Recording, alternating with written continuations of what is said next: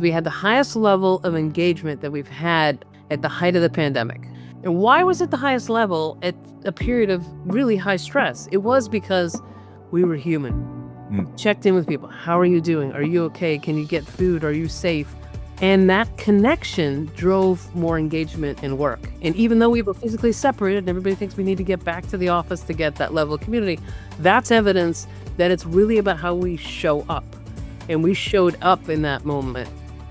Welcome to the Net Assets Podcast, the official podcast of MBOA Business Leadership for Independent Schools. I'm your host, Jeff Shields, MBOA President and CEO, and today we're thrilled to welcome Heather McGowan, award-winning industrial designer, globally recognized futurist, and author of 3 books, The Adaptation Advantage, The Empathy Advantage, and Disrupt Together. For your information, Heather will be one of our keynote speakers at the 2026 NBOA Annual Meeting taking place March 1st through 4th at the Orlando World Center Marriott. Now, this is the premier gathering for pre-K through 12 independent school business leaders, where we'll explore the future of education, leadership, and business operational excellence. And if you're new to MBOA, we're the only national and increasingly international association focused exclusively on business and operations professionals in independent schools. We empower our members with knowledge, community, and tools to lead their schools with confidence and clarity. This episode of the Net Assets Podcast is provided with generous support by Fax. Heather, welcome to the Net Assets Podcast. Hey there, thanks so much for having me. I'm thrilled you're here today. And before we dive in, I happen to know one of your trademarks is your colorful glasses. Have you decided on eyeglass color for the upcoming NBOA annual meeting? Just curious, and I'm sure our listeners would like to know. I got to let you know, I start every dress decision. So what am I going to wear that day? What am I going to wear for that event? By picking out a pair of glasses. I start there, and then it goes from there to the outfit, because I have about 55 pairs of glasses in a variety of different colors. And if I have this right, your logo is like North Carolina. It's like light blue and dark blue. I have some blue glasses, so I will be selecting a pair that aligns with that. We will look forward to that. Thank you. And let's dive in, because there's so much body of work to explore with you personally. And I know we're going to look forward to hearing more about it during our annual meeting. I'm going to start with leadership. And you've said that strong leaders today aren't know-it-alls, but they're learn-it-alls. That resonates a lot with our audience and our membership, many of whom come from fields like finance or government or other nonprofits, and they have to quickly learn the nuances of school culture, human resources, facilities, and more. What advice do you have for leaders who are constantly learning new things just to keep up with the increasing demands of their roles? Yeah, it used to be learned in order to work. Now I say you work in order to learn. So we're going to be spending most of our lives learning, and more importantly, unlearning how we used to do things when we go into either a new environment, a new business model, a technology change, a global shock. We all have to get used to learning and unlearning. And right over your shoulder there, I know this is an audio only podcast, but you've got Mr. Lincoln, and he is a wonderful example of learning not only to do new things, but learning about people, which is something I think we need to get better and better at. So we can be certain or we can be curious. And we've really over-indexed on being certain about ideas, what we think about each other, etc. Whereas Lincoln was just a wonderful example of being curious. When he put his cabinet together, he said, I cannot deny the country all these levels of expertise, and they represented different geographies and different political parties. Sure. His whole team of Rebels approach, but he really entered it with not that he was certain where the country needed to go, but he was curious what he could learn from other people who were very different than him. And I think that's the mindset we really need right now. Do you know what I really appreciate? I love language, and I love when I'm introduced to new language that helps me understand my own experience as a professional, and the idea that I'm having to unlearn things at this stage of my career is really interesting to me. It helps me frame what my experience has been and will likely continue to be, because there's so much new in what I do in my role. And that's true of our members. So I really like that. And I really think that's going to be really a key part of it. Part of that unlearning, if you will, is everything that's happening with artificial intelligence. Every time we turn around, there's the pressure to use it more, there's the understand it more, et cetera, et cetera. Our members are eager, I would say, to engage in AI to help them primarily streamline operations. And you talk about what can be automated versus what should be augmented by human insight. Now, can you unpack that distinction for us, and how might it apply to an independent school business office? Yeah. So if you look at what we automate, and by what I mean by automate is it's things we let go of. We let technology handle it for us whole cloth. When we do that, and we can look at, even though we haven't had really AI in our lives, but for the last maybe 2 years, we have had cell phones, smartphones, we've got Google, and we've cognitive offloaded. I don't have to remember anything. Facebook will tell me when it's somebody's birthday. I don't know how to need to how to get anywhere. My GPS will tell me how to get there. I don't have to remember any phone numbers because I just push a button and dial. All of those things that we've offloaded, we've had a fair amount of atrophy. You can't read 10-digit phone numbers like you could 20 years ago. I have no idea. You can't read them out. So when we talk about automate versus augment, it's not that we're not going to automate things. We have to be very careful what we automate, because when we automate, we tend to atrophy. What we augment, we tend to enhance. So if you're looking at how folks use a very simple example like ChatGPT today. So if we did this call and it was something that we wanted to write an article about afterwards, if we did this call and we let, Otter or some other bot record the whole call, ask it to summarize, ask it to make key parts, and ask it to write a follow-up article that we could post somewhere, we could do that. And we could get out of that some probably pretty good insights. We'd probably learn from it. But if we just copy and paste what that output was, we've missed a whole opportunity to deal with friction. Like writing an article is dealing with friction. Which words should I use? What things were most important? How do I summarize it? How do I connect it to other things? How do I make it relevant for independent schools? So like all of those points that the human does in the process of summarizing and synthesizing can be done by AI. But if we fully let it go to automation and we don't remain engaged, then we atrophy some of our reflection, insights, that dealing with friction. So I always say to folks, use it, but then read through it and say, okay, what did I miss? Write your own summary and upload that to ChatGPT, Perplexity, Cloud, any of them, and say, what am I missing? Learn from it. Augment your intelligence. Get a window into your thinking. Don't fully automate some things that are real opportunities for you to learn. So, what would you say to folks? Because the specter of AI is that it's going to replace us, right? It's going to replace humans like association CEOs like me, or keynote speakers and authors like you. It sounds like you don't buy into that. You don't buy into that we'll be replaced in totality. What we do is we chase efficiency and where can I be more profitable, and all that stuff is great. But what we realize now, especially if you look at the first 2 years of where AI has been used, it hasn't met a lot of the expectations. It is underdelivered. But where we've used it in places where we can keep the human in the loop and augment and allow the human to do more as opposed to looking to replace. I was at an event, I don't know, a few months ago with CEOs of very large corporations, and they were looking at what AI could do to their workforce. So on one side of the paper, they had 2025, these are our employees, this is what they do. And then the other side of it, the screen was 2030. These are all the things that some version of AI could replace. And then they had this little band down at the bottom that was like 60 something percent they referred to as excess capacity. And I said to them, okay, get it. One, I think the workforce you have in 2025 and 2030 are two different workforces. You can't simply just strip things away from humans. And the other thing is you're looking at that 60 some odd percent as profit, and that's a mistake. Because if you're just looking at AI replacing things humans do today, it's a failure.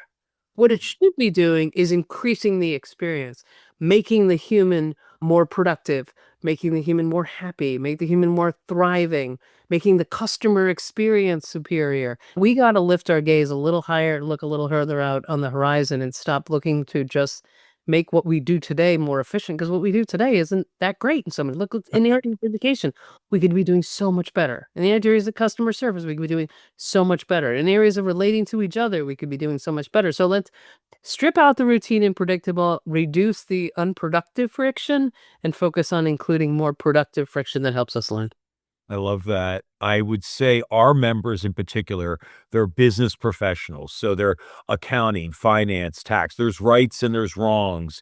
And I would say their biggest reticence with AI is the risk Mhm. of using it, of exposing potentially their school, exposing information, not getting it right, and over reliance. But I think many are starting to break through. What would you say to that group, though, that just wants to keep exploring and has that reticence about the risks involved, especially in a business finance operations lens? I would say just pick some areas that you can agree on. This is a really good place to use Mhm. the technology.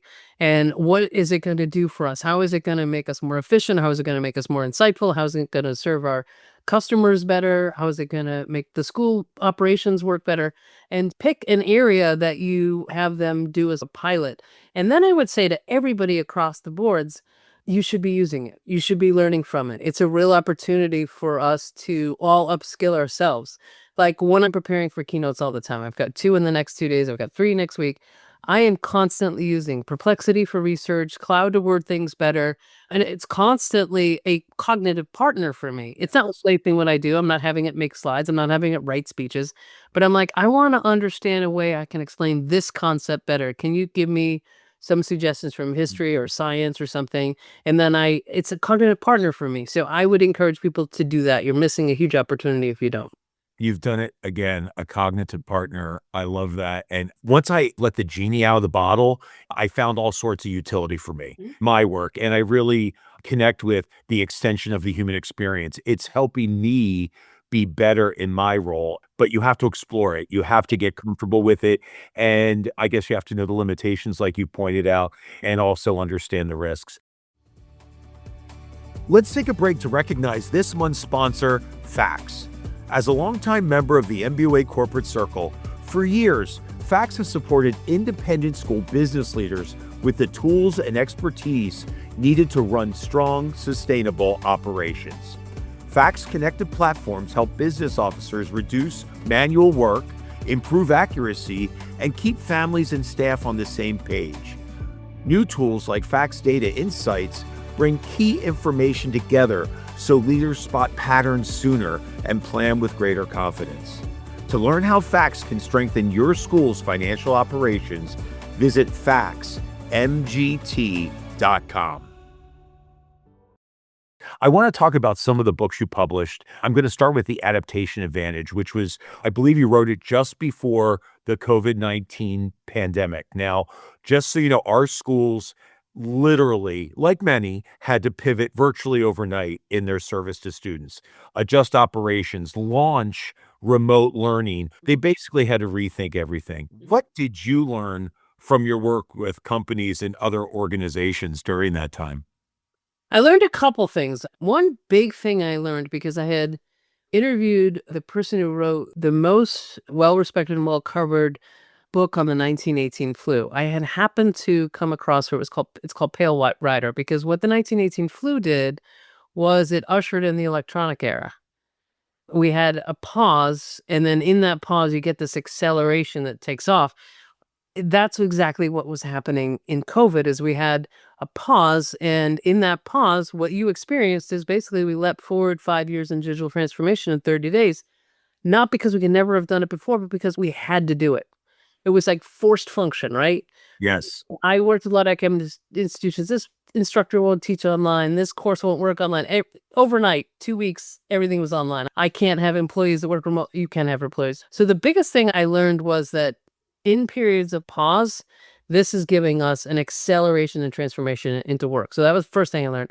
Second thing I learned is we form habits. After we continue to do something for X number of days, it becomes a habit that can be harder to break. So if they want you to go to the gym, they tell you to go every day for, I don't know, 60 days or something like that, or some routine in 60 days. Once you've had 60 days, it's become more of a habit for you. I was counting when I was giving my talks. Okay, scientists say it takes, psychologists say 66 days to form a habit. We are day 563 since the global event. So people who started working remotely and they learned what they could do. They learned how to integrate their life and their work. They learned how to be more comfortable saying, you know what, I don't feel well today. I'm going to work from home. That's a wonderful thing. People used to go in the office and make everybody sick. Now we don't have to do that anymore. There's some great Or things. go into schools and make everyone sick, right? Or yeah, exactly. So we learned that. I think the other thing that we learned, and this one I think we haven't quite remembered, is we had the highest level of engagement that we've had, I think, in many years at the height of the pandemic, as according to Gallup's engagement surveys.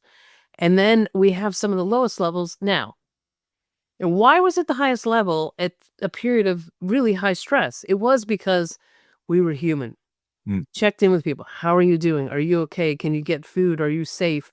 How are your kids doing? How are they adapting? I know you can't see your elderly parents right now. And that connection drove more engagement in work. And even though we were physically separated and everybody thinks we need to get back to the office to get that level of community, that's evidence that it's really about how we show up. And we showed up in that moment. A lot of people want to say COVID is over, stop talking about it. I'm like, we learned so much from it. We should keep talking about it. We adapted superbly. We did so much better than we thought we were going to do. We had high levels of engagement. We had pretty good business continuity given this black swan event. And we should very quickly. I really like what you said about the connections and going up. I didn't know that, but you don't really appreciate something until it's taken away from you. And I think that was that craving for human connection. Yeah. And remember our social bubbles that we formed? Yep. So we're like, oh my gosh, you're my 5 people. We're Yeah. my 5 people, and we're going to get through this together. And we can navigate together. But when it's taken away overnight, simply overnight, it's really something in it. And I think when it's taken away and you crave it, you really work hard to do it. And you're right, we were doing crazy things. We were having happy hours where we were all got ingredients and we were making drinks together. It was just all sorts of things that you would never imagine doing had that not happened. Yeah, I was in my house in Boston for one of the years of it, and we would go out on our porch at 7 o'clock on Fridays and bang pots and pans together. To appreciate our essential workers. Where's the appreciation for them now? Why have we forgotten to care about each other? So I have a sense, because you've really made your case, I have a sense, and it was our concern as well, that we developed all these muscles during the pandemic, but then as soon, let's just say it went away, that there was going to be a snapback. And I have to be honest with you, we have seen that. We have seen that where people are moving back into everything you just said. We can't have remote work for these positions. We can't teach this class online, et cetera, et cetera, even though we developed incredible muscles to manage that. Is that what you observed with organizations, or what's the breakdown of the companies and organizations you worked with during that time? That in the more recent book I put out that came out in 2023 called The Empathy Advantage was recognizing that the organizations that really did well in the pandemic and since are organizations that thought about how do I use empathy to better understand my customers, but also better understand my employees and how to motivate them. And I was doing my book tour for that, and I was speaking to a bunch of CEOs, and they said to me, yeah, I get it. We have to understand people and feel bad for them and expect less of them. And I thought, how cynical. Empathy as a performance driver. If you understand your people more, you understand how to help them become self-propelled, how to help them become motivated, how to help them achieve higher levels. So the organizations that I've worked with that have done that are just flourishing. The ones who are rejecting that and saying, I don't want to hear about your feelings, just get back to work. I don't really care. There isn't as much demand for labor right now, so I've cut you over a barrel. You're missing the point entirely. And Heather's talking about the empathy advantage, which marked a shift from disruption to human centered leadership. Can we just build on that a little bit? And can you speak to why that empathy gene, if you will, is critical to someone who is a business leader at a pre K through 12 independent school? They are finance as a background and as a profession, as an expertise, but they choose to work, and I say this a lot, they choose to work in an environment that has kindergartners and high school seniors going off to college and faculty and staff. Why would that empathy that you speak about be such a critical leadership skill for that audience? We've got some real interesting generational things going on. And now no generation is a monolith, so I don't subscribe to all that, but all boomers are like this and all Gen X are. But we have to pay attention to what different generations' experiences were. So there's a lot of dismissal of Gen Z, which you might have some Gen Z just joining your workforce. Now Gen Z has a larger share of the workforce than boomers, and all I hear is people complain about it. So I started making a list at one point and saying, where were they in their life stages when different world events happened? Born in 9/11, so they never know a time before the war on terror. Global financial crisis happened when they were like in grade school. Many of them, that's like being a Depression era baby. And then from that point on, which is all their conscious memories, social media, which is just funhouse mirrors of experiences where you're seeing everything filtered in a way that seems surreal in some regards. Mass school shootings became a norm. So whether or not you had one at your school, and I hope to God you didn't, you had drills. So you felt the fragility of life. We've never had a generation that went through this much consistent drifting from one conflict to another. So they really don't know what time of that war. The UN climate report came out when they were really young. You'll talk to a lot of Gen Zers who will say, I'm not going to have children, the planet's not going to be there, or I'll never be able to afford a home, generational stagnation. And then a lot of their adulting years, whether it's finishing their education or proms, graduations, going to college, all in a pandemic, you put all those things together and you understand why they're asking why for things. If you tell them to do something, they will say, yeah, but why? They want to understand the why behind the what. And some people find that offensive. Just do it. I told you to do it. No, they want to understand because there might be a better way to do it. They're very entrepreneurial. They're very sort of self-directed. They're most educated and diverse generation we've ever had. And they came out of those experiences. Now you got Alpha, and Alpha's in your school systems, but they will be part of the workforce in another 5 years. They've been growing up almost entirely on screen. So there's something called virtual autism that some of them have, which is they don't know social cues because most of their life was mitigated through screens, at least in their real developmental years, whether it be COVID or just practice that we just hand a kid a tablet when they're crying. So understanding some of those differences in communication styles, differences in interactions really takes an empathy because their experiences were very different, whether it's from a technological standpoint or a societal and cultural standpoint or generational standpoint than yours. So when you go into any environment, but particularly a school where you've got even younger generation, which I don't think we've even named yet, that comes after Alpha, what are their experiences? They're going to be the AI generation. We haven't named them yet. Having empathy to work with people who are different than you, a culture that's different than what you're from, that runs on a different force continuum, and then having generations that part can be a workforce, but also the other part being what's coming up through your school system, having very different experiences than you did. And empathy is key to connecting with them.